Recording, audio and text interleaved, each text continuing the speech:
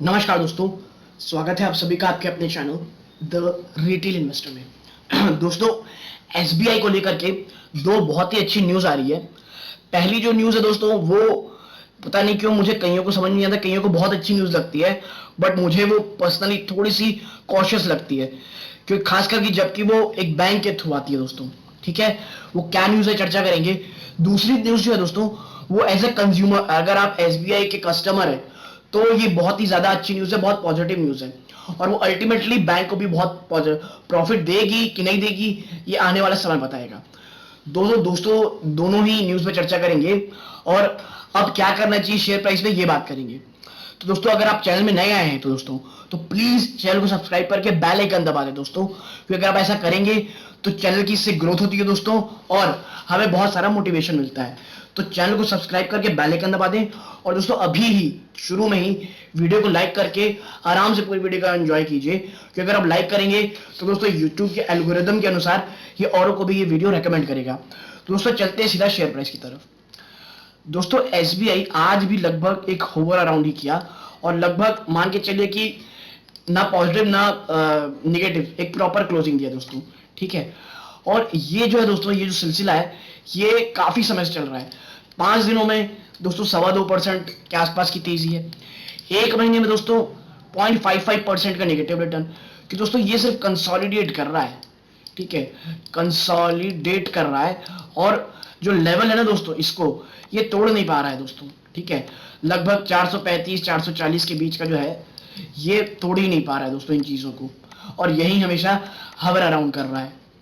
तो ये जो न्यूज है दोस्तों, क्या इसे तोड़ पाएगा? वेल दोस्तों देखिए, मुझे तो नहीं लगता, लेकिन मार्केट में अभी क्या हो कुछ नहीं बता सकते। बस एक यही पॉजिटिव है दोस्तों, कि जैसा मैंने हमेशा कहा है, जब भी कोई शेयर दोस्तों कंसोलिडेट करता है ना, कंसोलिडेट बहुत समय तक किसी एक पॉइंट के ऊपर, तो उसके बाद या तो दोस्तों ऐसे भागता है या तो ऐसे भागता है। और मुझे इस केस में दोस्तों पर्सनली ये मुझे ऐसे ही ज्यादा लगेगा। मैं मतलब अगर आप मुझसे बात करें कि भाई क्या ये जो न्यूज है उसके बाद क्या शेयर ऐसे जाना चाहिए, तो मेरा मानना है बिल्कुल जाना चाहिए दोस्तों। लेकिन यहां ऐसी तरफ क्यों लगता है, जिस तरह मार्केट के हाल है, जिस तरह का बुल रन है दोस्तों, तो इधर तरफ के ज्यादा चांसेस हैं। हाँ, लेकिन यह है कि मार्केट कहीं पलटता है और निगेटिव होता है, तो दोस्तों आप देखेंगे एक सीवियर प्रॉफिट बुकिंग आप देखेंगे एसबीआई में। ठीक है, खास करके एसबीआई में। ठीक है, प्रॉफिट बुकिंग देखेंगे। ठीक, अब दोस्तों मैं आपको बताता हूं कि आखिर वो न्यूज क्या है कि जिसकी मैं चर्चा कर रहा हूं। वो है दोस्तों, बहुत समय से आप सुन रहे थे कि state bank of India fund raise कर रही है, तो वो न्यूज आ गई दोस्तों, that state bank of India to rise 4,000 crore via 81 bonds. 81 bonds के थ्रू ये फंड रेज करेंगे दोस्तों। तो देखिए, इसमें दो न्यूज है। पहला पॉजिटिव ये है कि ये 81 बॉन्ड्स के थ्रू हो रहा है। 81 बॉन्ड्स होते हैं दोस्तों जो थोड़ा इनसिक्योर कैटेगरी में आते हैं, और ये ज्यादा बाध्य नहीं करते हैं बैंक को कि इन्हें वही इंटरेस्ट रेट देना जो दे सकते हैं। मतलब ये मैं लेमन लैंग्वेज में बता रहा हूं, ये कोई एकदम परफेक्ट ये मत समझिए कि मैं कोई टेक्निकली आपको लेके जा रहा हूं, ऐसे ही लेमन, क्योंकि आप कोई बहुत ज्यादा टेक्निकल में नहीं है इसलिए वहां पर नहीं जा रहा हूं। बस थोड़ा बहुत समझ जाइए कि भाई ये उतने बाध्य नहीं रहते, थोड़े अनसिक्योर्ड लोन्स में, अनसिक्योर्ड बॉन्ड्स में आते हैं। ठीक है, और ये नॉन कन्वर्टेबल रहते हैं, सबसे अच्छी बात। तो देखिए, इसमें लिखा है कि state bank of India has informed to exchange that the committee of directors for capital rising on September 3rd 2021 has accorded its approval to allot debt securities। दोस्तों डेट सिक्योरिटी अलॉट करेंगे और उसके थ्रू बॉन्ड रेज होगा। The bank has approve to allot ₹4,000 Basel III compliant non convertible taxable perpetual subordinated unsecured, मैंने आपको कहा था ना unsecured fully paid up debt instrument in the nature of debentures qualifying as AT1 capital of bank of face of ₹1 crore each at per bearing a coupon of 7.72% per annum payable annually। ठीक है दोस्तों, और ये देखिए, ये जो word था ना दोस्तों 81 बॉन्ड्स इसीलिए होते हैं कि भाई ये नॉन कन्वर्टेबल रहते हैं। अगर आपके पास पैसे नहीं आते हैं तो आप इसको इक्विटी में कन्वर्ट नहीं कर सकते। भाई ये टैक्सेबल रहते हैं, ऐसा भी नहीं कि ऐसा बॉन्ड हो जो नॉन टैक्सेबल हो, क्योंकि मैच्योरिटी में आपको टैक्स देना पड़ेगा। ठीक है, अनसिक्योर्ड रहते हैं दोस्तों। इसका जो इंटरेस्ट देखिए आप थोड़ा सा ज्यादा है दोस्तों, इसीलिए 7.72%।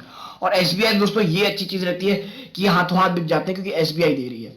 ठीक है दोस्तों, देखिए आपको मैं बताऊं, मैं ये कहता हूं इसीलिए ना कि कईयों को ये बहुत पॉजिटिव न्यूज लगती है दोस्तों। बैंक फंड रेज कर रहा है, क्यों आपको पता है?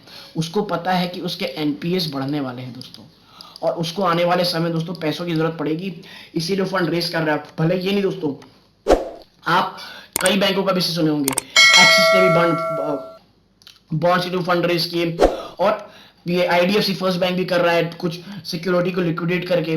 तो मैं दोस्तों यही कह रहा हूं कि ये जो है ना दोस्तों, ये थोड़ा सा डेंजरस साइन है दोस्तों, क्योंकि एनपीएस किस प्रकार कन्वर्ट होंगे, खास करके कोविड-19 की सेकेंड वेव के बाद, ये एक इशू बना हुआ है दोस्तों। और भले ही ऑन पेपर कुछ भी हो जाए, शेयर प्राइस कहां का कहां चला गया है उससे मतलब नहीं दोस्तों, जो फंडामेंटल है ना वो यही है दोस्तों। एनपीएस से आज भी हमारा पूरा फाइनेंस सेक्टर जूझ रहा है दोस्तों, खास करके ये ऐसे बैंक्स, और वोडाफोन आइडिया के बाद तो ये एनपीए और जबरदस्त बढ़ते हुए दिखाई दे रहे हैं दोस्तों।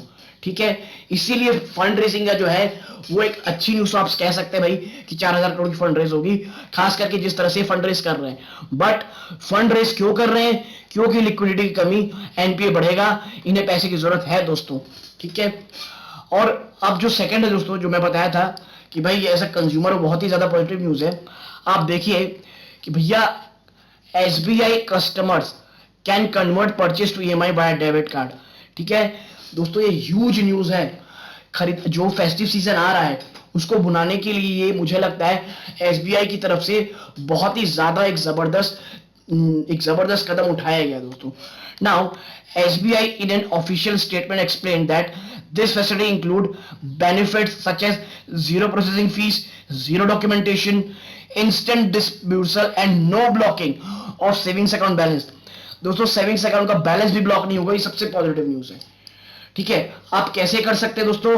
तो ये businesstoday.in का है, थोड़ा सा पर एक ऊपर थोड़ा सा पढ़ लेते हैं, बाकी आर्टिकल का होगा तो मैं लिंक डाल दूंगा, आप पूरा पढ़ सकते हैं दोस्तों। Now state bank of India provide equated monthly instalment, ठीक है, facility for customer using SBI debit card to buy consumer durables. ठीक है, थोड़ा दोस्तों मोटा हो गया, हाँ, to buy consumer durables from merchant stores by swiping their card at the point of sale. Now, SBI and customers can also avail the API facility while purchasing material online via e-commerce portals such as Amazon and Flipkart through SBI debit card. तो उसमें बहुत ज्यादा जबरदस्त news है और बहुत सही कदम उठाया गया है कि भाई आप कार्ड से स्वैप करें, प्लस आप जाके ईएमआई करें, सॉरी आप जाके Amazon फ्लिपकार्ट से खरीदें, आप ईएमआई में उसे इंस्टेंट कन्वर्ट कर सकते हैं। नाउ ठीक है, ये तो बताया गया था दोस्तों। A standing instruction equivalent to monthly instalment amount will be set up on customer savings bank account automatically upon availing this facility.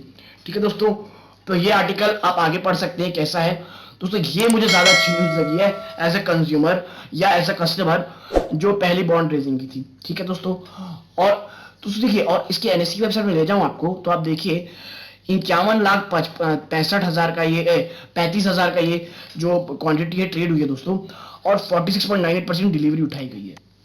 ठीक है, और दोस्तों जो भी खरीद रहे हैं ये एक्यूमुलेशन के जोन से गुजर रहा है दोस्तों, एक्यूमुलेशन से। ठीक है, इसीलिए तेजी आना ज्यादा लाजमी है, ना कि गिरावट आना।